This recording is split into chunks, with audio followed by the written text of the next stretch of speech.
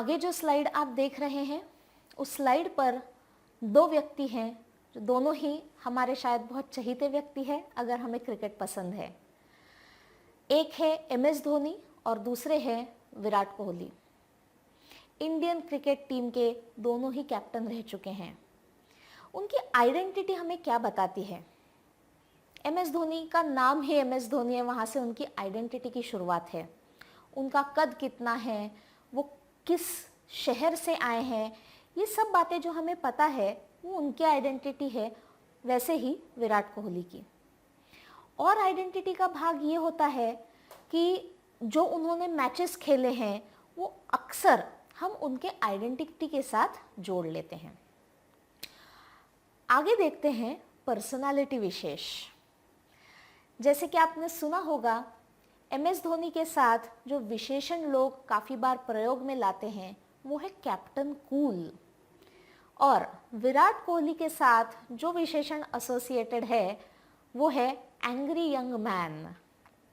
अब ये उनकी आइडेंटिटी है या पर्सनालिटी? जी, ये उनके व्यक्तित्व से आया है। और पर्सनालिटी हम उसे कहते हैं जो चीज़ें काफ़ी सिचुएशन में वो व्यक्ति दोहराता है या उसका अनुभव हमें ज़्यादा फ्रीक्वेंटली आता है। अगर आपने इन दोनों का गेम देखा हो तो ये बात ध्यान में आई हो कि MS धोनी जो है वो काफ़ी सारे सिचुएशंस में, चाहे वो सिचुएशन खुशी का हो चाहे डिफ़िकल्टी का हो, उनकी भावनाओं का नियमन वो ज़्यादा बेहतर तरीके से कर पाते हैं और भावनिक स्थिरता ये उनमें काफ़ी ज़्यादा समय देखी गई है अक्रॉस many सिचुएशंस। मैच अच्छी चल रही हो फिर भी वो इमोशनली स्थिर रहेंगे, और मैच में कुछ गड़बड़ चल रही हो, मन के हिसाब से गेम नहीं जा रहा हो, फिर भी उनकी भावनिक स्थिरता को वो हमेशा मेंटेन कर पाते थे। इसीलिए शायद उनका नाम पड़ा कैप्टन कूल। इन कॉन्ट्रास्ट जब विराट कोहली ने अपना गेम शुरू किया तब काफ़ी ऑडियंस ने देखा कि गुस्सा भी ज़्यादा करते थे, अपनी खुशी का एक्सप्रेशन भी उनका काफ़ी लाउड होता था, जिसकी वजह से लोगों को लगा कि ये रिजेंबल करते हैं एंग्री यंग मैन को।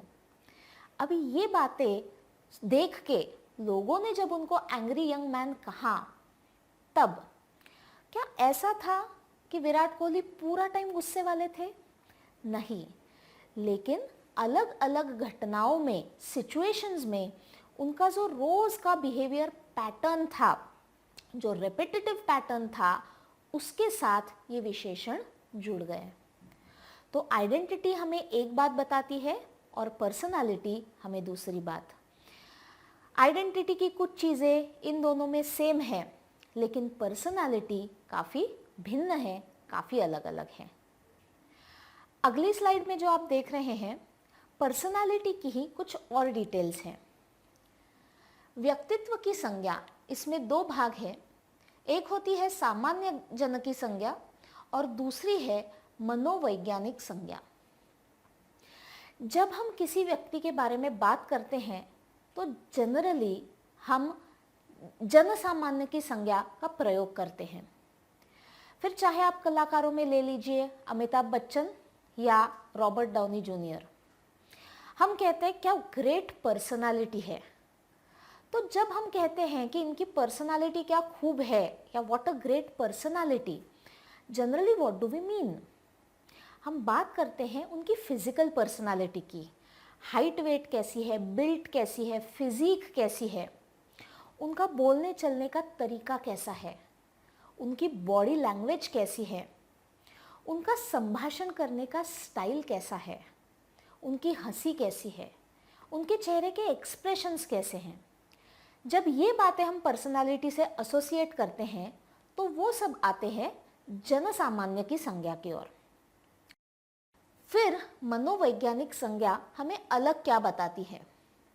इसमें ज़्यादातर अंदरूनी बातें आती हैं, जैसे कि बाहरी वर्तन के पीछे इन व्यक्तियों के विचार, इनके एहसास और इनके कार्यों का स्वरूप, इनमें जो गुण विशेषताएं हैं वो, और अपेक्षाकृत स्थायी स्वरूप। अपेक्षाकृत स्थायी स्वरूप ये बहुत महत्वपूर्ण चीज है यहाँ पे। इसका मतलब क्या है? Generally how that person is expected to behave in a given situation.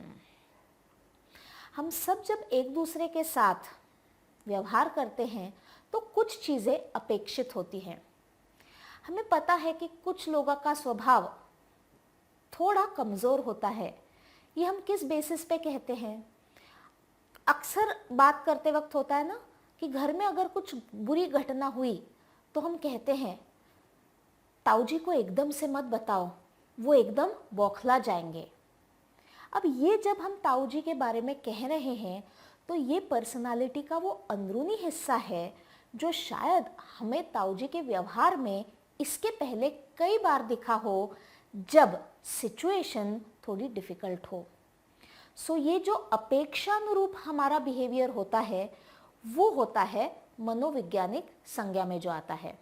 इसके साथ हमारे विचार, हमारे कुछ तत्व, हमारे मूल्य जो हमारे वर्तनों को प्रेरित करते हैं वो सब आता है मनोवैज्ञानिक संज्ञा में। अब तक हमने जो बातें की उन पे एक नजर डालने के लिए छोटा सा क्विज। आपके सामने 4 पंक्तियां हैं, वो ध्यान से पढ़िए। विधान क्या दर्शाता है? सुवर्णा एक डॉक्टर है, ये उसकी पर्सनालिटी है या आइडेंटिटी? निशांत हमेशा देर से पहुंचता है। सब बातों को हंसी मजाक में टाल देना प्रिया को बखूबी आता है। नेहा पुलिस कमिश्नर की बेटी है जिसका उसे बहुत गरूर है।